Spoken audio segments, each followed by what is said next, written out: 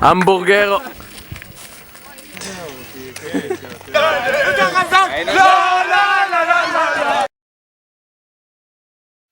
גל, עכשיו אחרי שסיימת עלייה, ספרי לנו איך את מרגישה. איזה כיף.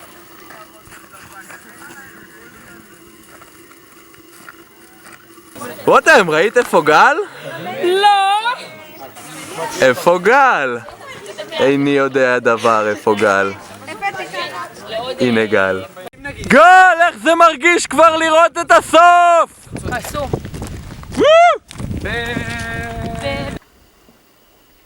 גל, איך לך בטיול חנוכה? כיף לך?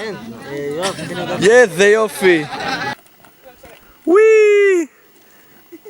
גל נפלה וגל נפלה, מה קרה? גל נפלה.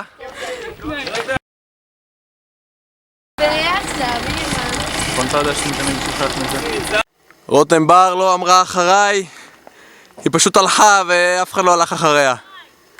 בתיאבון שיהיה בכיף גרעין נודד מעלה יוסף. איפה? איפה? גל, ראית את רותם? לא. יש לך את אמיר חתיך, יש לך את שמרית ויש לך את אלון. רותם, מה יש לך לספר על העליות בחנוכה? שהן לא קשות בכלל! מה?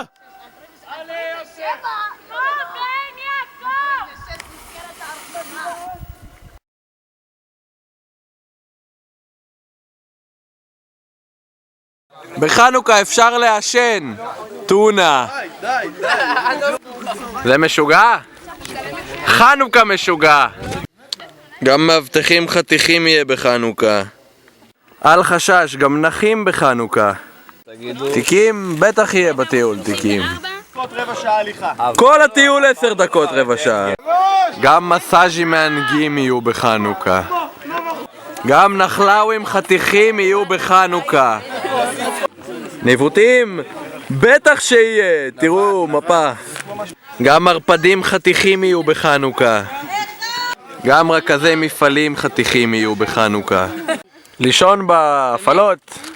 נו נו נו. נו נו נו. כל כך כיף שמשחקים משחקי ידיים. בחנוכה!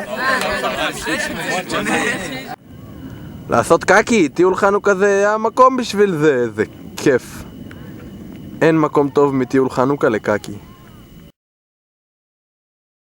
התחלתי וקחו פאוזה של שנייה, תתחילו גם.